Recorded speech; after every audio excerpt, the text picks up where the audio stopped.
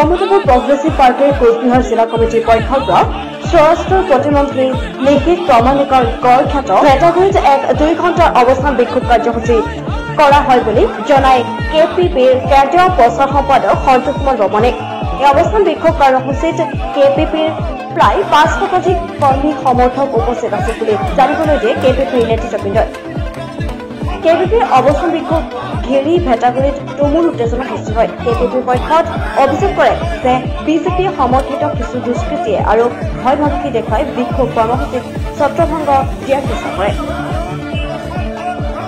আজিৰ অৱস্থান বিক্ষোভ কৰ্মসূচীত উপস্থিত আছিল কেপিপিৰ কেন্দ্ৰীয় কমিটিৰ সাধাৰণ সম্পাদক উত্তম কুমাৰ ৰায়। আৰু এই বিষয়ত কেপিপিৰ কেন্দ্ৰীয় কমিটিৰ সাধাৰণ সম্পাদক উত্তম কুমাৰ ৰায়ে কি কয় এই বিষয়ত চাওঁ আহক বিস্তাৰিত খবৰ।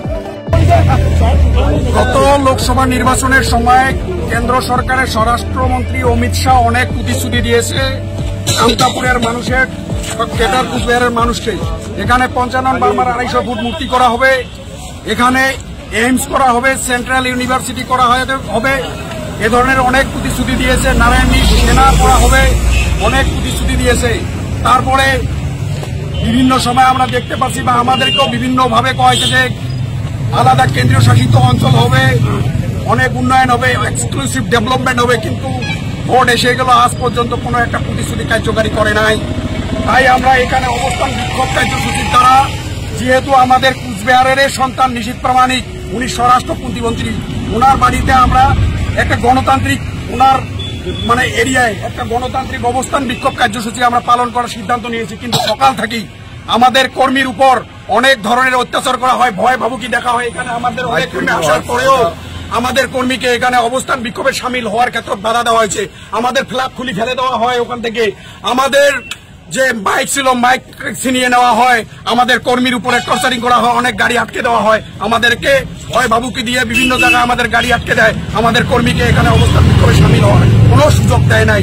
একজন স্বরাষ্ট্র প্রতিমন্ত্রী উনি যদি ডেমোক্রেসিকে সম্মান জানাতে না জানে তাহলে আমরা কিভাবে আমরা গণতন্ত্রের উপরে বিশ্বাসী হব? তাই আমরা ভারত সরকারকে আবেদন জানাতে চাই, এই ধরনের মন মানসিকতার মানুষকে যদি আবার ওরা উচ্চ শিখরে বসায় তাহলে আমরা কার কাছে ন্যায় চাবো? আমাদের অভাব আছে, আমাদের অভিযোগ আছে, আমাদের রাজ্য ভাষার কথা আছে, আমরা উগলাই বলতে আসছি। ওনার সঙ্গে ওনার কর্মীদের সঙ্গে কোনো আমরা ঝগড়াঝাটি করতে আসি নাই। কিন্তু যেভাবে আমাদেরকে ওখানে অবস্থান বিক্ষোভ কার্যসূচি করার মতো কোনো পরিবেশ ওখানে ছিল না, আমাদের উপরে অনেক ধরনের টর্চার করার ওরা পরিকল্পনা করছিল। তাই এই ধরনের নোংরা কার্যকে আমরা তীব্রভাবে নিন্দা জানাই, ধিক্কার জানাই। আগামী দিনে যাতে এই কার্যগুলো বন্ধ হয়, আমরা চাই সুস্থ রাজনৈতিক বাতাবরণ, আমরা চাই এই অঞ্চলের ডেভেলপমেন্ট, আমরা চাই যে সার্বিকভাবে সবাইকে নিয়ে একটা গণতান্ত্রিক পথেই আমরা যাতে আমাদের সংগ্রামকে চালিয়ে যেতে পারি। তাই আমরা এখানে আজকে শুধু ওনার কাছে আবেদন রাখার জন্য আসছি, কিন্তু আমাদের কোনো কথাই উনি শুনল না। উনি বাড়িতে থাকা সত্ত্বেও এইভাবে আমাদেরকে আমাদের কর্মীর উপরে আমাদের সমাজের উপরে রাজবংশী নাম ধরে এখানে অনেক বিজেপি কর্মী গালিগালাজ করছে বলে আমি শুনতে পাচ্ছি। এটাকে আমি তীব্রভাবে ধিক্কার জানাই। আপনার পরিচয়? Uttam Kumar Roy, general secretary Kamtapur progressive party. অসমৰ জনসাধাৰণৰ সৈতে আমি আছো প্ৰতি মুহূৰ্ততে। ধুবুৰীত সংঘটিত ঘটনাই হওক বা শদিয়াৰ ঘটনাই হওক, ৰাজ্যত ঘটি থকা প্ৰতিটো গতিবিধি চাওক পোনপটীয়াকৈ আপোনাৰ মোবাইলতে। চাওক NE24 আছাম।